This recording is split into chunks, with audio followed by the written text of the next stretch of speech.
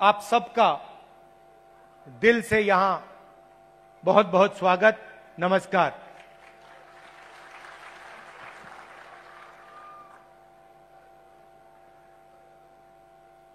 संदीप दीक्षित जो शीला जी के बेटे हैं, वो एक पॉडकास्ट, आजकल पॉडकास्ट चलती है ना, वो एक पॉडकास्ट बनाते हैं। तो उन्होंने मुझसे कहा कि मैं उनके पॉडकास्ट पे जाऊं। बातचीत होती है, वीडियोग्राफी होती है, फिर उसको मतलब यूट्यूब पे डाला जाता है। तो मैं गया और उन्होंने मुझसे सवाल पूछा कि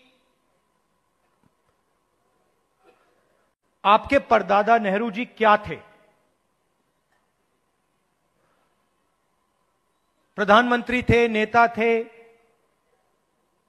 स्वतंत्रता के लिए लड़े थे। आपके मुताबिक आपके परदादा क्या थे और आप उनसे क्या सीखे? कमरे में नेहरू जी की फोटो थी,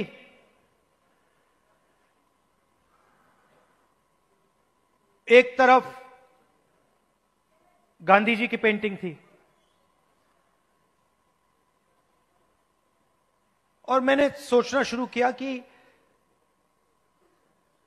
मेरे जो परदादा नेहरू जी थे वो असलियत में क्या थे।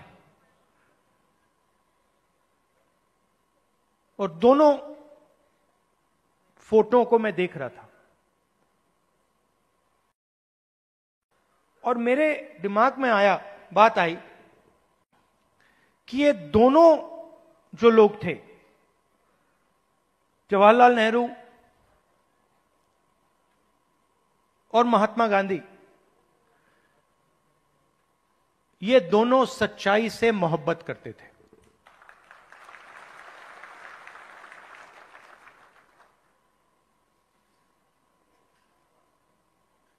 और अगली लाइन में मैंने बोला, सिर्फ नेहरू जी नहीं, सिर्फ महात्मा गांधी जी नहीं, उसमें आप एक लंबी लिस्ट लगा सकते हो।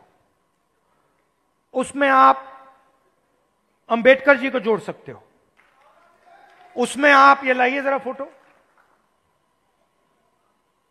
उसमें आप इनको भी जोड़ सकते हो।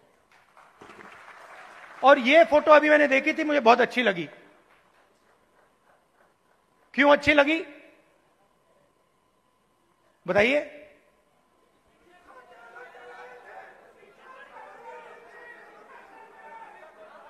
क्योंकि जो इनकी पत्नी है और इनके बीच में समानता है, रिस्पेक्ट है। ये देखकर ये पता लग रहा है कि रिस्पेक्ट है। तो ये सब लोग, और आप हजारों साल पहले शुरू कर सकते हैं।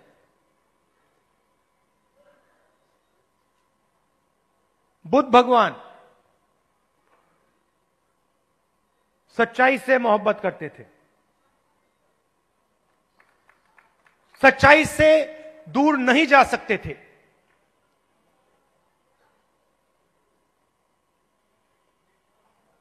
गुरु नानक, कबीर, बसवना, नारायण गुरु, लिस्ट है।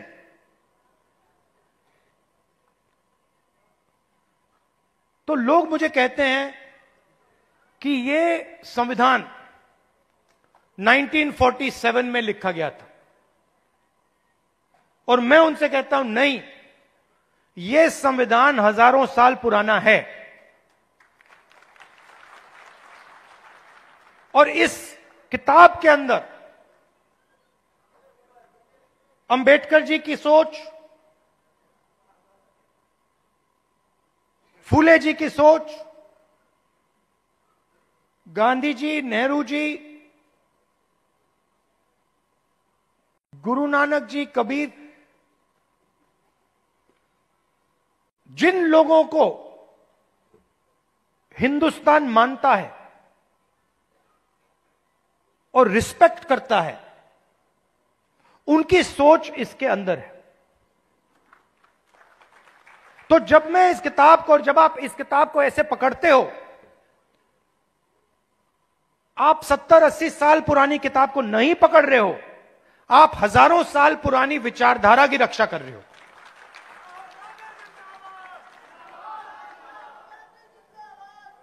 और अगर हम सच्चाई की बात करें तो क्या इसमें सावरकर जी की विचारधारा है? हो ही नहीं सकती, क्योंकि वो सच्चाई का सामना नहीं कर पाए। अब ये बात किसी को अच्छी लगे ना लगे, ये सच्चाई है, तो मुझे ये बोलनी ही पड़ेगी। तो कॉन्स्टिट्यूशन हिंदुस्तान की सच्चाई का रक्षक है, और जो हजारों सालों का जो विजडम है, जो हिंदुस्तान के लीडर्स ने, बड़े बड़े महापुरुषों ने इस देश की जनता से सीखा, वो इसके अंदर है।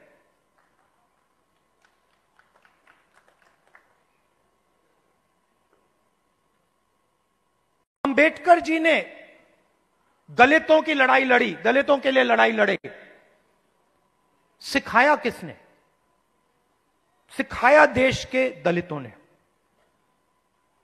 जो देश के दलितों के अंदर दर्द था, उस दर्द को अंबेडकर जी समझे, उस दुख को अंबेडकर जी समझे, उस सच्चाई को अंबेडकर जी समझे, और उस सच्चाई के लिए अंबेडकर जी लड़े। इसीलिए महात्मा गांधी की autobiography My Experiments with Truth, Mahatma Gandhi की autobiography My Experiment with Lies नहीं थी, जो शायद मोदी जी लिख पाएंगे। तो सच्चाई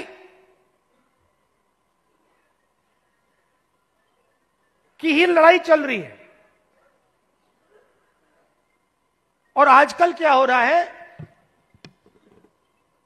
सच्चाई बोलना हिंदुस्तान में मुश्किल है, आसान नहीं। आप देख लीजिए, हमारी पॉलिटिक्स को देख लीजिए, पॉलिटिक्स को देख लीजिए, बड़े बड़े नेताओं को देख लीजिए, बोल नहीं पाते हैं। पूरा देश जानता है कि सच्चाई ये है, और बड़े से बड़े नेता चुप हो जाते हैं। ये पूरे देश को दिख रहा है। मगर एग्जाम्पल क्या दिया? बुद्ध भगवान ने, अंबेडकर जी, गांधी जी, इन लोगों ने एग्जाम्पल क्या दिया? डरना नहीं है, जो सच्चाई है वो देश के सामने रखनी है। और यही आप लोग कर रहे हो, यही आप लोग कर रहे हो। आप लोग डरते नहीं हो, आप लोगों को दबाया नहीं जा सकता है। आपके अंदर, खून के अंदर, फूले जी, अंबेडकर जी, गांधी जी, ये सब आपके खून के अंदर हैं, और इनकी विचारधारा आपके खून के अंदर है, मेरे खून के अंदर है, और इसको कोई नहीं मिटाने जा रहा है, कोई मिटा ही नहीं सकता। मैं आपको आज 2-3 चीजें कहना चाहता हूं, मगर मेरी माइंड में एक सवाल है। तो सबसे पहले मैं आपसे सवाल पूछना चाहता हूं, देखना चाहता हूं, आप में से, आपने देखा होगा अमेरिका के राष्ट्रपति ने स्टॉक मार्केट की धज्जियां उड़ा दी हैं, देखा होगा, देखा ना? अच्छा, आप मुझे बताइए, आप में से, इस भीड़ में से कितने लोग स्टॉक मार्केट में पैसा डालते हैं? हाथ उठा के दिखाइए। अब ये देखिए, घूम के देखिए, यहां पे 1% से कम लोग स्टॉक मार्केट में पैसा डालते हैं। 1% से कम। अगर यहां 100 लोग हैं तो एक हाथ उठ रहा है।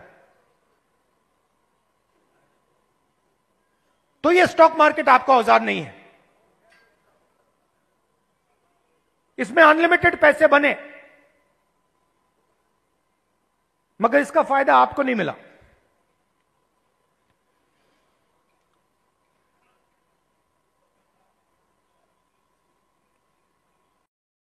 सीधी बात करूं, सीधा बोलूं, ठोक के। हमारे यहां पे केपी सिंह जी हैं। कहां है केपी सिंह जी? आइए आइए। केपी सिंह जी, अब गलत मत मानना जो मैं कहने जा रहा हूं। देखिए, केपी सिंह जी ने कहा, बैठिए बैठिए, आइए। केपी सिंह जी ने कहा कि मैं ऑर्थोपीडिक सर्जन हूं। कहा ना आपने? कहा। कुछ दिन पहले पार्लियामेंट हाउस में डेलीगेशन आया, वहां पे ऐसे ही एक व्यक्ति ने मुझे कहा, मैं आईआईटी का प्रोफेसर हूं। और मैंने उससे यही कहा कि देखिए, मैं कुछ कहना चाहता हूं मगर शायद आपको अच्छा ना लगे, इजाजत है? उन्होंने कहा हां, कह दीजिए। और वही मैं आपसे इजाजत लेना चाहता हूं। इजाजत है? देखिए,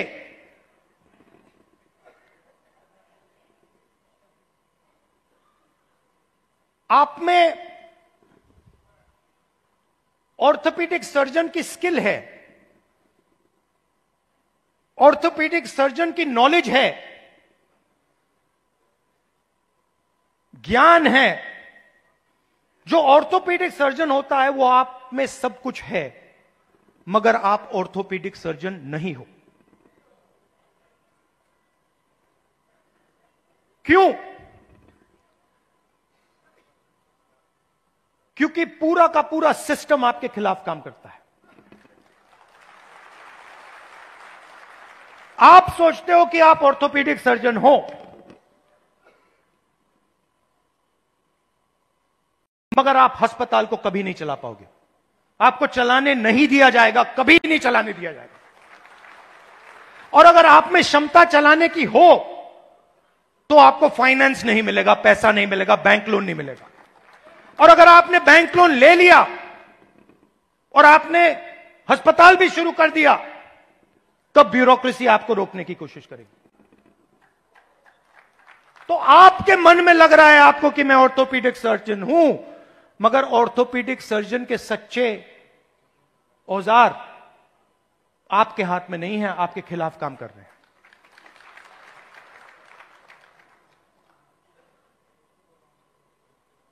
डेलीगेशन में दलित प्रोफेसर ने मुझे कहा कि मैं आईआईटी प्रोफेसर हूं। मैंने उनसे कहा नहीं भैया, आईआईटी प्रोफेसर की पूरी क्वालिफिकेशन आप में है, मगर सिस्टम आपको सच्चा आईआईटी प्रोफेसर नहीं बनने देगा।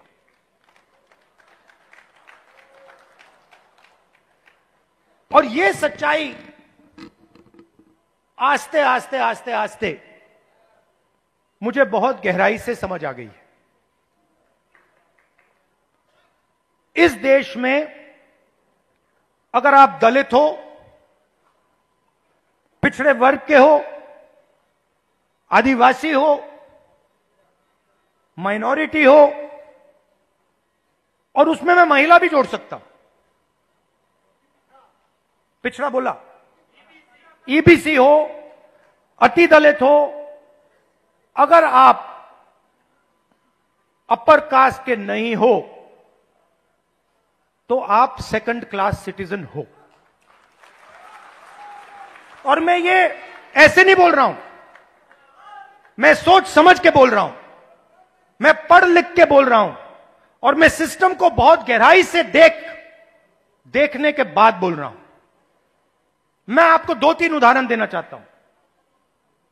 तेलंगाना में हमने कास्ट सेंसस किया और बात अब तेलंगाना में कास्ट सेंसस से बहुत आगे निकल गई है।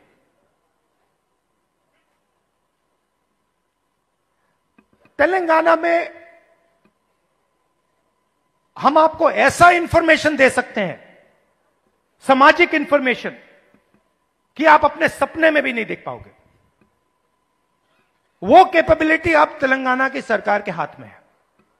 मैं आपको आज स्टेज से बता सकता हूं कि अगर आप तेलंगाना में देखें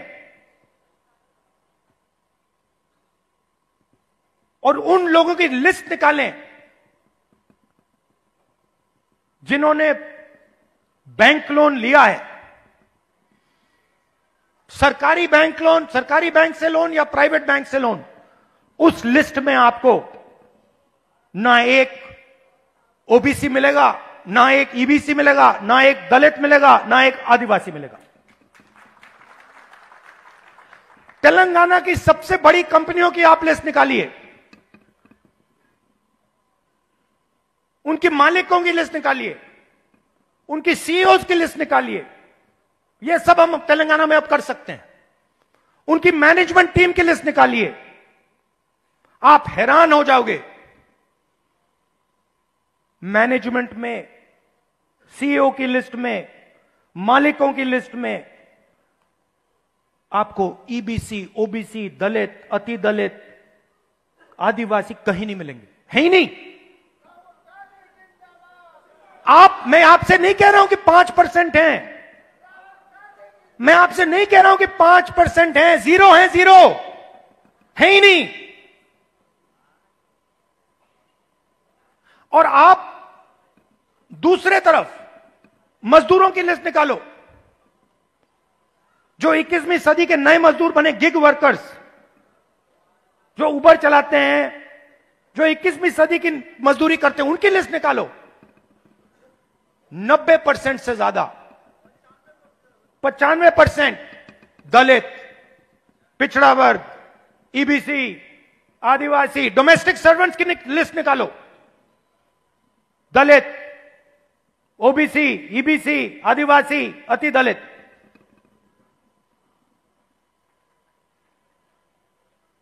और मैं सिर्फ कंपनियों की बात नहीं कर रहा हूं, मैं अस्पतालों की बात कर रहा हूं, शिक्षा के सिस्टम की बात कर रहा हूं, सरकार की बात कर रहा हूं, कॉर्पोरेट इंडिया की बात कर रहा हूं। जहां भी आप देखो, आप हो ही नहीं।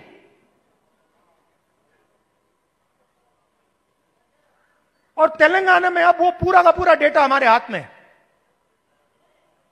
जो नरेंद्र मोदी जी आपके हाथ नहीं डालना चाहता है। इसीलिए आपने देखा कि जैसे ही हमें वो डेटा दिखा, हमने रिजर्वेशन को बढ़ा दिया।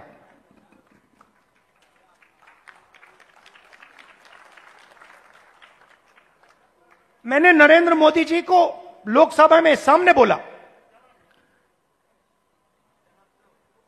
ये जो फेक दीवार बना रखी है 50% रिजर्वेशन की, इसको अगर आप नहीं तोड़ोगे तो हम इसको तोड़ के गिरा के फेंक देंगे।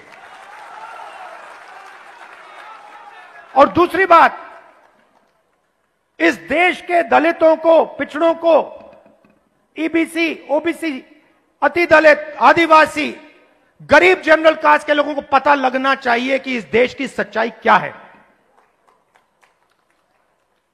कि 5% लोग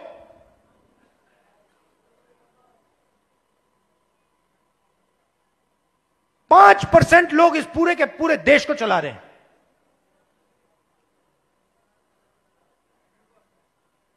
10-15 लोग हैं जिन्होंने पूरे के पूरे कॉर्पोरेट इंडिया को पकड़ रखा है।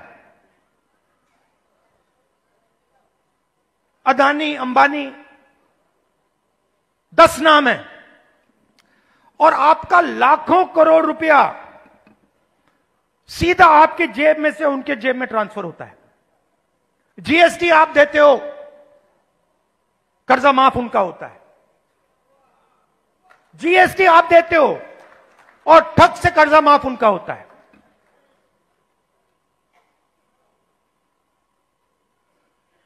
आप स्कूटर में पेट्रोल भरते हो, पैसा उनके जेब में जाता है। आप अपने बच्चों को कॉलेज यूनिवर्सिटी भेजते हो, पैसा उनके जेब में जाता है। आप बीमार होते हो, पैसा उनके जेब में जाता है। तो आप सबको घेर के रखा हुआ है, इसलिए आपसे सांस नहीं ली जा रही है।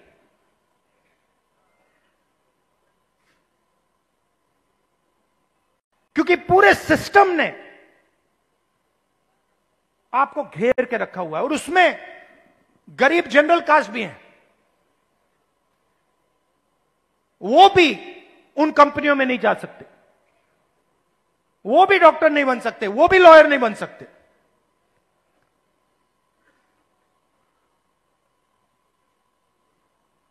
मैं छोटा सा उदाहरण देता हूं आपको। सुल्तानपुर में मैं गया, वहां पे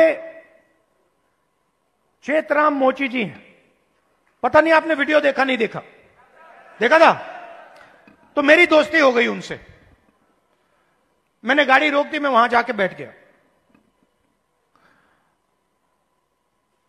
मैं आपको बताना चाह रहा हूं कैसे फंसाया गया है,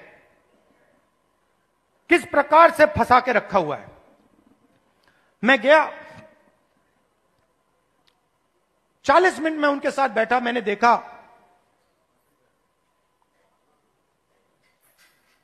कि हुनर की कोई कमी नहीं है। उनसे आप कोई भी उनको आप कोई भी जूता दे दो और कहो भैया इसको बना दो, कोई भी हो, मतलब ब्रांडेड जूता हो, ये आपने जो पहना हुआ ये हो, कुछ भी, 2-3 घंटे में वही जूता आपको मिल जाएगा, उससे अच्छा मिल जाएगा। और मैंने उनसे पूछा आप यहां कितने साल से हो? कहते हैं 40 साल से हूं राहुल जी, 40 साल। फिर मुझे देख के कहते हैं राहुल जी ये मेरा बेटा है, अब ये यहां मेरे साथ काम नहीं करना चाहता। तो मैंने कहा क्यों? और फिर सिर नीचे करके कहते हैं कि राहुल जी 40 साल में मुझे किसी ने इज्जत नहीं दी। एक ही आदमी ने, मेरे पिता ने मुझे रिस्पेक्ट और इज्जत दी थी। मैं यहां आता हूं, सुबह आता हूं, दिन भर काम करता हूं, घर चला जाता हूं। 40 साल में मुझे एक व्यक्ति ने इज्जत नहीं दी। अकेले काम कर रहे थे, बेटा कह रहा था मुझे नहीं करना काम, मैं जा रहा हूं, मैं नौकरी करूंगा। मैंने उनसे पूछा, मैंने कहा एक बात बताइए, अगर आप अपने काम को थोड़ा इंप्रूव करना चाहते हो तो आप क्या कदम लोगे? एकदम उन्होंने मुझे बोला कि देखिए राहुल जी, मैंने एक मशीन है, मैंने उसकी फोटो देखी थी, अगर वो मशीन मुझे मिल जाए तो मेरा काम डबल हो जाएगा ऐसे ही। तो हमने क्या किया, बहुत महंगी मशीन नहीं थी, हमने किसी राजनेता से वो मशीन डोनेट करा दी और उनको हमने मशीन दे दी। नहीं अभी ताली मत बजाइए, अभी ठहर जाइए, ताली बजाने की बात अभी आ रही है। 3 महीने बाद मुझे फोन आता है,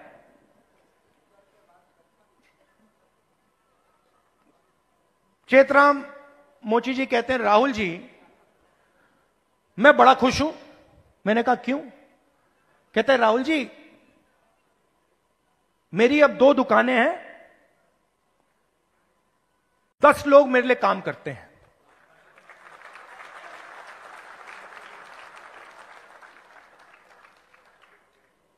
दस लोग मेरे लिए काम करते हैं। मेरी 2 दुकानें हो गई हैं। मुझे लग रहा है इस मशीन से कि मैं 4-5 दुकानें खोल पाऊंगा।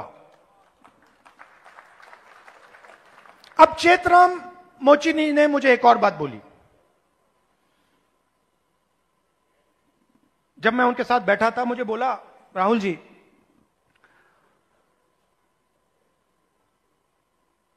यूपी सरकार ने मुझे एक बार ट्रेनिंग पे बुलाया।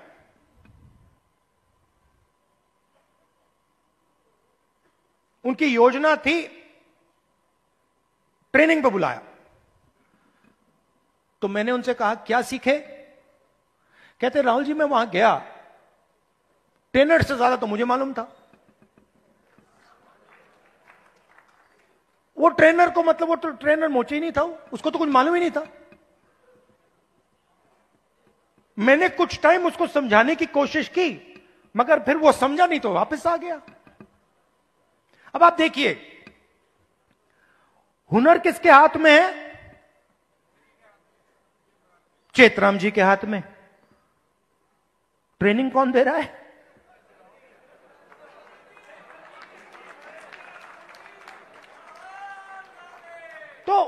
तो बात समझिए क्यों? क्योंकि ट्रेनिंग का नेटवर्क कंट्रोल में है। मशीन क्यों नहीं मिल रही? बैंक का सिस्टम कंट्रोल में है।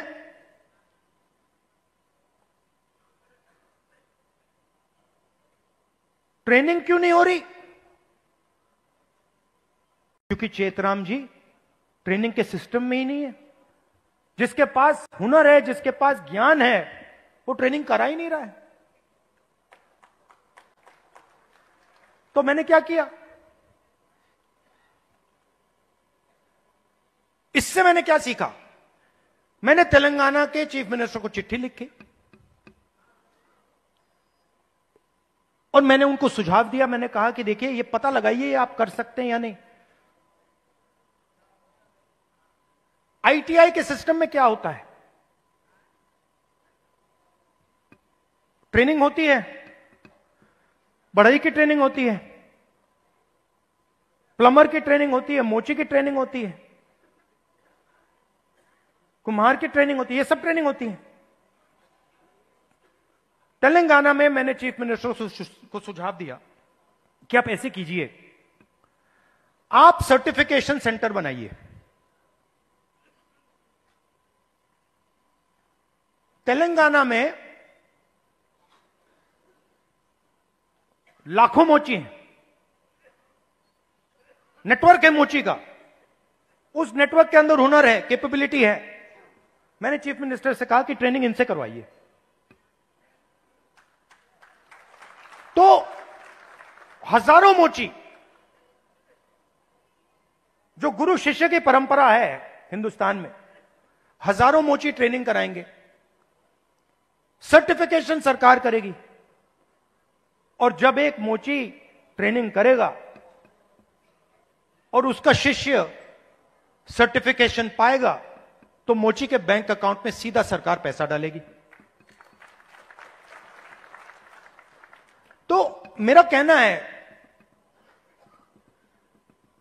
सवाल पूछता हूं आपसे,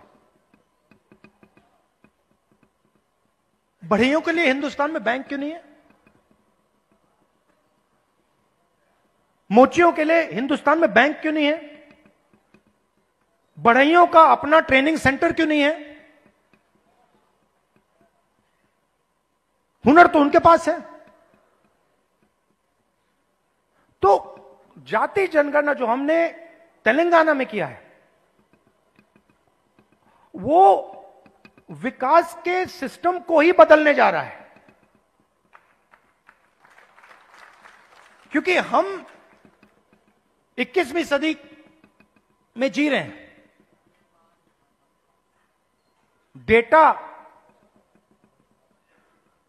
डेटा की सदी है। सब लोग डेटा की बात करते हैं। तेलंगाना में हमारे पास जाति का पूरा डेटा हमारे हाथों में है और इस डेटा के साथ हम तेलंगाना की पूरी राजनीति को बदल सकते हैं। और जो सचमुच में आपका हक है, जाति जनगणना के माध्यम से वो हम आपको दिलवा सकते हैं। और सीधी सी बात है, बहुत सारे लोग कहते हैं कि भैया देखो, जाति जनगणना नहीं होना चाहिए। मोहन भगवत जी कहते हैं जाति जनगणना नहीं होना चाहिए।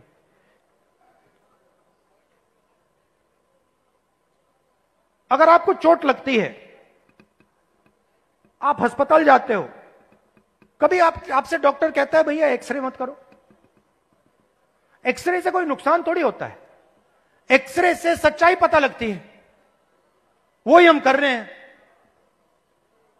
एक प्रकार से हम सामाजिक एक्सरे कर रहे हैं कि भैया सच्चाई क्या है, किसके पास कितना धन है, कौन कहां बैठा है,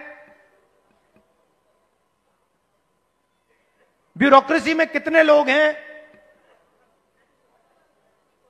गरीब लोग कितने घुस पा रहे हैं, कौन सी जात के लोग कहां घुस रहे हैं, कहां जा रहे हैं, किन लोगों को कैसे रोका जा रहा है, ये सब जाति जनगणना से मिल जाएगा। तो ये एक क्रांतिकारी कदम है,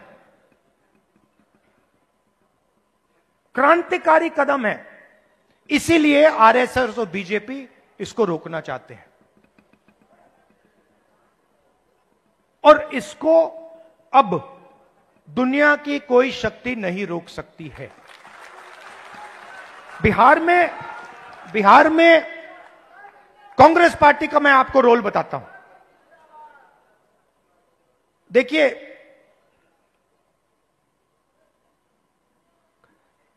कांग्रेस पार्टी की जिम्मेदारी, गठबंधन की जिम्मेदारी, जो गरीब लोग हैं, जो कमजोर लोग हैं,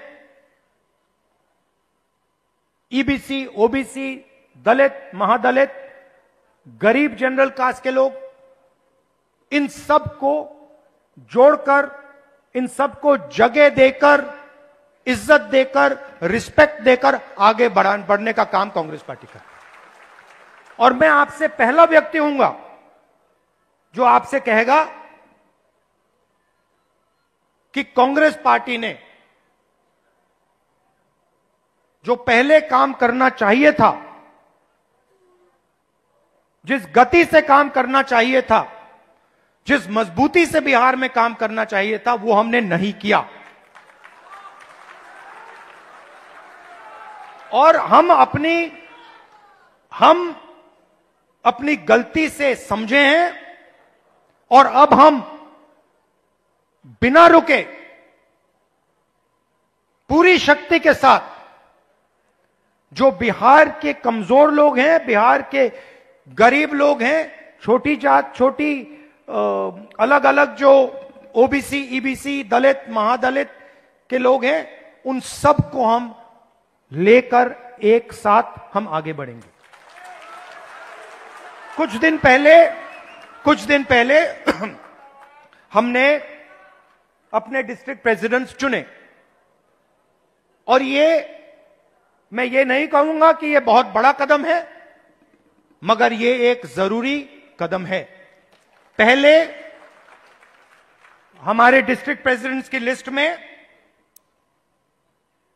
2/3 अपर कास्ट के लोग थे। अब हमारी नई डिस्ट्रिक्ट प्रेसिडेंट्स की लिस्ट में 2/3 ईबीसी, ओबीसी, दलित, पिछड़ा वर्ग, माइनॉरिटी के हैं। और अगर आप हमारे वर्किंग प्रेसिडेंट्स को देखें तो यह बात और भी गहराई से हुई है। मैंने और खारगे जी ने बिहार की टीम को साफ बता दिया है कि आपका काम बिहार के गरीब जनता की रिप्रेजेंटेशन का काम है। आपका काम दलितों, ईबीसी, ओबीसी, गरीब जनरल कास्ट, महिलाओं को जगह देने का काम है और आपको यह काम बिना झिझके, बिना डरे यह काम पूरा करना है। हम राजनीति में आपके लिए दरवाजा खोलना चाहते हैं। आपके युवाओं को हम राजनीति में लाकर, आपको हम राजनीति में लाकर बिहार का चेहरा बदलना चाहते हैं।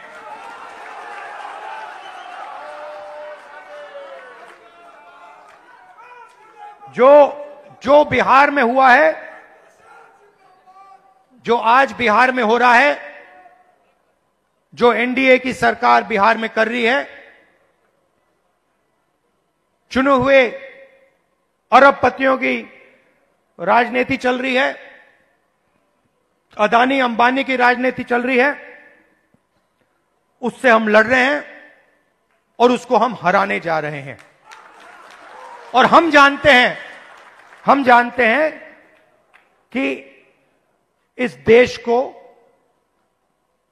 बिहार की जनता डायरेक्शन देती है। जब भी राजनीतिक बदलाव आता है, अंग्रेजों के खिलाफ राजनीतिक बदलाव आया, बिहार की जनता ने यह बदलाव लाने का काम किया था और हम समझते हैं कि बिहार की जनता फिर से यह काम करना चाह रही है और यह काम करेगी। और हम आपके साथ मिलकर, शामिल होकर यह काम करना चाहते हैं। सबसे जरूरी लक्ष्य कॉन्स्टिट्यूशन की रक्षा करना है। हमारी जो पुरानी विचारधारा है, बिल्कुल मतलब ऐसे, और जो इसके सामने आएगा, आपने देखा होगा पहले नरेंद्र मोदी, उनकी पार्टी कह रहे थे 400 पार, देखा आपने 400 पार। उसके बाद कांग्रेस पार्टी, इंडिया गठबंधन सामने खड़ा हुआ और फिर मोदी जी जब पार्लियामेंट आई, यूं किए कि मैं बदलूंगा नहीं इसको। तो कॉन्स्टिट्यूशन ने और आपने कॉन्स्टिट्यूशन को बचाने का काम किया। इसके लिए मैं आपको दिल से धन्यवाद करता हूं। और जहां भी देखिए, और जहां भी मेरी जरूरत होगी, बिहार के कोने कोने में, हिंदुस्तान के कोने कोने में आप मुझे बुलाओ, मैं हाजिर हो जाऊंगा। आपकी लड़ाई मेरी लड़ाई है।